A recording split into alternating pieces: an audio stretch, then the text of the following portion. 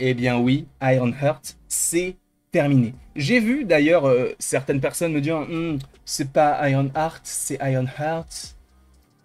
Je m'en moque. Chacun sa manière de prononcer les choses à son échelle. Je ne suis pas bilingue, je fais comme je peux. Voilà, sachez-le. On va donc parler de cette série qui a trouvé sa fin aujourd'hui. On parlera d'ici quelques temps d'une possible saison 2 ou non. On évoquera ça un petit peu plus tard. Mais là, j'avais envie de revenir sur ce projet-là. Ce projet-là qui, selon moi, est un projet extrêmement, on pourrait dire, particulier. Et ce, sur plusieurs aspects. Premier aspect, ce projet a été tourné en 2022. On est en 2025. Sachez que le projet, selon ce qu'on sait, aurait dû sortir à la base en 2023, puis a été décalé pour l'automne 2024, puis il a été décalé à l'été 2025. Et aujourd'hui, on l'a, ce projet d'Ironheart. Alors, vous en pensez ce que vous voulez, on n'est pas là pour donner notre avis de manière générale sur la série, on a déjà fait la critique sur le sujet, mais j'avais envie d'axer mon propos plus sur ce qu'est véritablement ce projet. Donc comme je vous l'ai dit, tournage en 2022. 2022, courant 2022, ce qui signifie qu'on sortait de Doctor Strange in the Multiverse of Madness, on sortait d'une année 2021, en vrai, assez exceptionnelle en termes de contenu, en toute proportion gardée, hein. Évidemment, on parle de série Disney+, je suis désolé, mais Hawkeye, j'adore cette série, mais ça ne vaut pas d'autres séries FX, par exemple, pour rester du côté de Disney, ou HBO, ou Apple TV, ou que sais-je. Évidemment, tu vas me dire que ce n'est pas forcément comparable, mais dans son écriture, Disney, en tout cas Disney+, n'est pas forcément le studio le plus propice à faire ce genre de projet. Et là, donc, on a Ironheart, qui est là, qui se tourne en 2022, donc à une époque où, justement, on a des gros projets qui sortent. On se dit, ok, cool, Ironheart, ça va sortir, mais en même temps, on a le tournage de Black Panther Wakanda Forever, et on comprend qu'elle est d'abord dans Black Panther Wakanda Forever, et qu'on la découvrira peut-être d'autant plus dans sa série Solo. Il faut tout de même rappeler que cela signifie que ce projet est sorti à une époque où on allait avoir Kang. Et oui, ça date. Sachez donc que lorsqu'on critique ce projet, de manière positive ou négative, une critique n'est pas forcément négative, lorsqu'on critique ce projet, on critique un projet qui est un projet qui avait été imaginé, conceptualisé à l'époque de The Marvels, à l'époque de Quantum Mania, à l'époque de Secret Invasion, pas à l'époque de la série sur Vision, ou la nouvelle saison de Daredevil Born Again, ou ce qu'on aura du côté de Spider-Man Brand New Day, non. C'est un projet qui a été initié à l'époque. Dites-vous que même avant son tournage, ce perso a été annoncé avec une série solo en 2020. Enfin, en tout cas, durant le Disney Investor Day. Et donc, 2020, on a eu ce Disney Investor Day. 2022, le tournage. 2025, la sortie. Vous voyez qu'il y a un problème. Sauf qu'il y a évidemment des facteurs qui sont plus...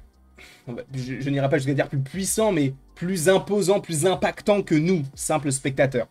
Il faut tout de même rappeler que Bob Iger a laissé Disney aux mains de Bob Chapek fin des années 2010.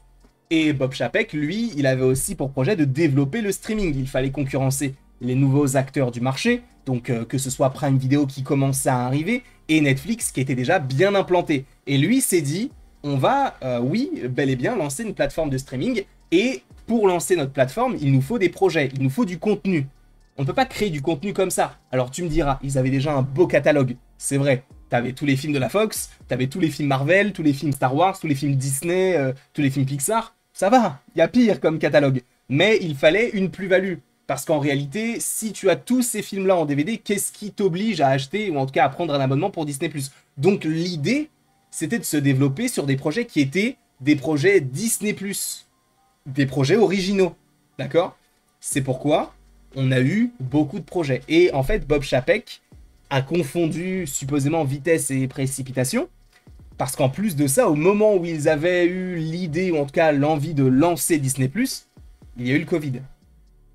Et là, ça a causé quand même, évidemment, vous savez, pas mal de problèmes, notamment dans le tournage de certaines choses, etc. Sachant que Disney+, on savait déjà que ça allait arriver depuis 2019, quand il y avait les séries WandaVision, Loki, etc. qui avaient été annoncées, on savait déjà que ça allait être sur une plateforme de streaming. Et si je ne dis pas de bêtises, peut-être même qu'on avait déjà eu The Mandalorian saison 1, mais aux États-Unis, parce qu'en France, c'est sorti après. Je sais pas si vous vous en rappelez. Bref, on n'est pas là pour parler de ça. Donc on a eu Disney+, qui s'est développé, et au lieu de privilégier la qualité, ils se sont dit, ok, bon, on a tout le catalogue, mais il nous faut aussi du contenu. Donc, ils ont aussi, ils ont totalement priorisé la quantité. Et ça pose évidemment un énorme problème. Bob Chapek n'est resté que quelques années à la tête de Disney, parce que peut-être que ce nom-là ne vous dit rien, comme étant le patron de Disney, le PGD, le CEO, tout ce que vous voulez. Maintenant, c'est Bob Iger. Bob Iger, lui, ne pense, et c'est un président, donc, en tout cas un président de studio, donc lui, il pense financier, pécunier. Qu'est-ce que ça me rapporte? Depuis que Bob Chapek est parti et que Bob Iger est arrivé, il y a eu énormément de changements. Sachez que lorsque Bob Chapek était là, on ne savait même pas comment est-ce qu'on allait faire pour Black Widow, pour Mulan, pour Raya sur Disney+, parce qu'on était à peu près en période de Covid, notamment pour Raya, Soul, etc. Est-ce qu'on faisait payer aux gens un supplément pour qu'ils puissent voir le film, ou est-ce qu'on le diffusait tout simplement sur Disney+? Quelle serait la rentabilité? Quelle serait, on va dire, la méthode à adopter pour avoir une certaine rentabilité derrière? Ça n'a pas marché. Ça n'a pas du tout marché. Et là, on parle de Disney+, mais ce n'était pas les seuls à le faire. Warner aussi l'a fait, je crois, avec Wonder Woman 1984. Enfin bref, il y a eu pas mal de choses qui se sont faites dans ce sens-là. De payer, sachant qu'on avait déjà possiblement une plateforme, etc. Bref, il y a eu beaucoup de sorties digitales. Voilà. Notamment à cause du Covid, et donc on ne pouvait plus aller au cinéma. Donc, on a eu l'envie de développer beaucoup trop peut-être de projets. Et c'est pourquoi, lorsqu'on a eu le Disney Investor Day, on était comme des fous. Parce que nous, on sortait d'Endgame et on sortait de Far From Home, et on se disait, ça fait 1 an qu'on n'a rien eu, 1 an et demi. Là, ils vont balancer des trucs et tout. Mais on se disait pas qu'ils travaillaient dessus depuis pas si longtemps que ça. Et en fait, dites-vous que Bob Chapek, alors, peut-être que c'est une très bonne personne dans la manière de travailler, etc., mais il n'avait pas forcément que des bonnes idées. Regardez, il a eu l'idée de faire une série sur Echo. C'est lui qui a dit, ok, ça, on peut le faire. Mais on n'avait pas encore eu Hawkeye. Je n'ai rien contre Echo, le personnage est Osef. Parce que quand tu regardes les films comme Captain America, Les Gardiens de la Galaxie, jamais tu te serais dit, ils vont faire un projet sur Echo. Non, évidemment que non. Et pourtant, ils l'ont fait. Ils ont imaginé la série sur Echo avant même de faire la série sur Hawkeye. Au moment des premiers retours sur Agatha dans WandaVision, ils avaient déjà commencé à travailler sur Agatha All Along. Attendez un peu, laissez le temps prendre son temps, d'une certaine manière. Et force est de constater qu'ils n'ont cessé de faire ça. Regardez, pareil, Ironheart a été annoncé directement en série, puis après on te dit, ah mais non, mais en fait sa première apparition, c'est dans Black Panther Wakanda Forever, pour après avoir sa série l'année prochaine. Sauf que non, c'est dans 2 ans. Sauf que non, c'est dans 3 ans.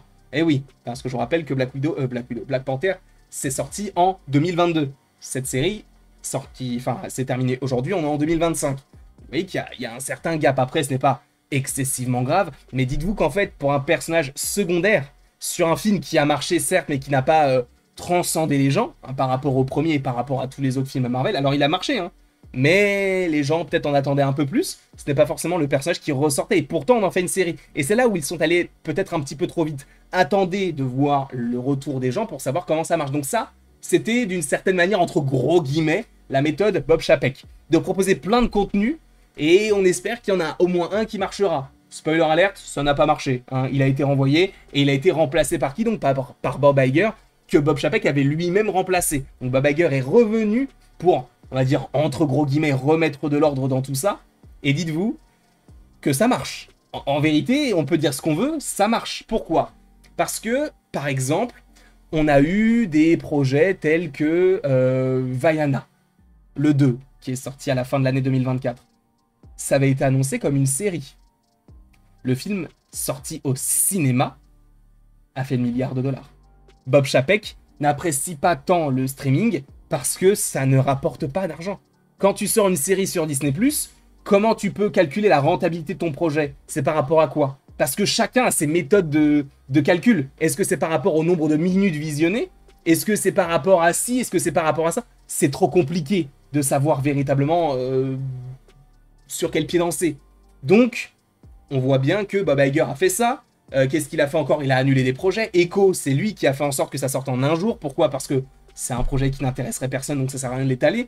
Ironheart, c'est pareil, c'est sorti en 2 semaines, enfin en 1 semaine, limite du mercredi au mercredi. What If, tout est sorti les jours après, jour après jour, etc. Qu'est-ce qu'on a eu encore? La série sur Spider-Man, la série X-Men 97, on a eu plusieurs épisodes le même jour, parce qu'il fallait un peu écumer le truc. Et regardez, rien que par rapport à Marvel, Bob Iger est revenu. Tous les films, depuis que Bob Iger est revenu à partir des Gardiens de la Galaxie volume 3, ont évoqué le multivers. The Marvels, scène post-générique. Deadpool et Wolverine, c'est le principe même du film. Captain America, la scène post-générique. Les Thunderbolts, la scène post-générique. Et là, on va avoir les 4 Fantastiques qui va nous amorcer, enfin en tout cas nous avancer plutôt directement vers le film Avengers Doomsday, depuis qu'il est revenu. Donc vous voyez qu'il y a une différence entre la méthode Chapek et la méthode Iger. Je ne sais pas laquelle est la meilleure en tant que spectateur. J'aurais plus tendance à me dire que c'est plutôt privilégier la qualité à la quantité, quand même.